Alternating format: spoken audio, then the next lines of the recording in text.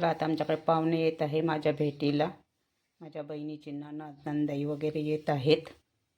त्यासाठी तिने रात्री डाळ भिजू घातली होती सांबार वडी बनवायला.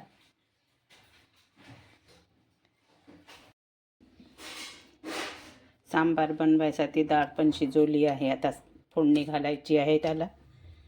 पाहुणे यायच्या आधी सगळं तयार करून ठेवलं आहे तिने नाश्त्यासाठी.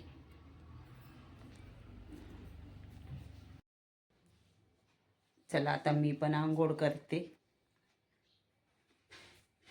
इथे थोडा वेळच होते कारण माझी बहीण मला आंघोळ लवकर करू देत नाही, उठू पण नाही देत 8 वाजेपर्यंत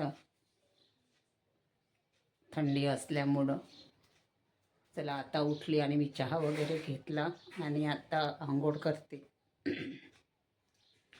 कारण पाहुणे येणार आहे म्हणून लवकर आंघोळ करत आहे मी पण. माझ्या भेटीला येत आहेत ते बाहेर गावावरून.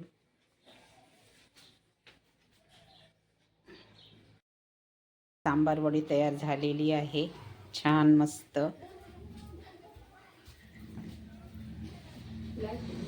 लाईट गेली आहे, पाहुणे याचेच आहे. छान मस्त सांबार वडी बनवली आहे आणि सांबार पण आणि हे छान चटणी.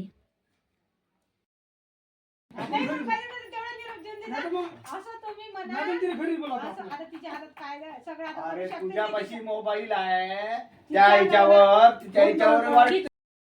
Hello friends, welcome to my channel Sunita Wankade ब्लॉगमध्ये तुमचे स्वागत आहे. फ्रेंड, कसे आहात तुम्ही? ठीक असाल, ठीकच राहा. आता वाजलेले आहे 4:30. चहा पाणी वगैरे झालेलं आहे आमचे. माझ्या बहिणीची ननदबाई आणि नंदाई आले होते माझ्या भेटीला.